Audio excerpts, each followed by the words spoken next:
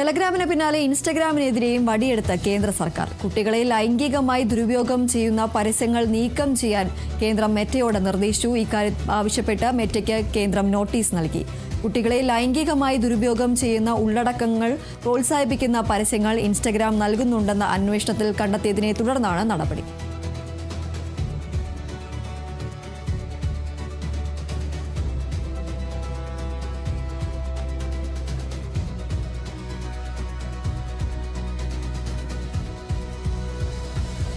കശ്മീരിലെ ബാരാമുള്ളയിലുള്ള കാമുകിയെ വിവാഹം കഴിക്കാൻ അതിർത്തി കടന്നെത്തിയ യുവാവിനെ സൈന്യം തിരിച്ചറിഞ്ഞു.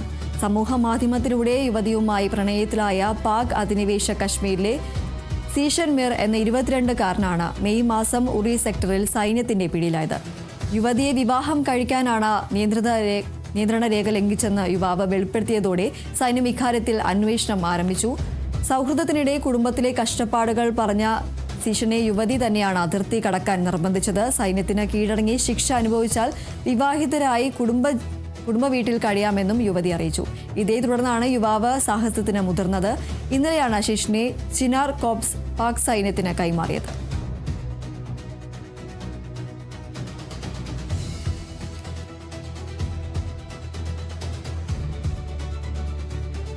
ഗുരുവായൂർ മമ്മിയൂരിൽ നടുറോട്ടിൽ വാഹനങ്ങൾ തടഞ്ഞും ആയുധങ്ങളുമായി നാട്ടുകാരെ ഭീഷണിപ്പെടുത്തിയും ഭീതി പടർത്തിയ സംഭവത്തിൽ നിരവധി കേസുകളിൽ പ്രതികളായ 2 പേർ അറസ്റ്റിൽ. പേരകം സ്വദേശി ഫിറോസ്, ഒരുമനയൂർ സ്വദേശി വട്ടപ്പറമ്പിൽ ബിജീഷ് എന്നിവരാണ് ഗുരുവായൂർ ടെമ്പിൾ പോലീസിന്റെ പിടിയിലായത്. വെള്ളിയാഴ്ച വൈകിട്ട് മമ്മിയൂർ പാർക്കിംഗ് ഗ്രൗണ്ടിൽ വെച്ചാണ് പ്രതികൾ ഗതാഗതം തടസ്സമുണ്ടാക്കി ഭീകരാന്തരീക്ഷം സൃഷ്ടിച്ചത്. വിവരമറിഞ്ഞ് സ്ഥലത്തെത്തിയ ഗുരുവായൂർ ടെമ്പിൾ പോലീസ് പ്രതികളെ കസ്റ്റഡിയിലെടുക്കുകയായിരുന്നു. സഞ്ചരിച്ചിരുന്ന സ്കൂട്ടറിൽ നിന്നും ആയുധങ്ങളും പോലീസ് കണ്ടെത്തിയിരുന്നു. ഫിറോസിനെതിരെ വിവിധ സ്റ്റേഷനുകളിലായി 8 കേസുകളും ബിജീഷിനെതിരെ 4 കേസുകളുമുണ്ട്.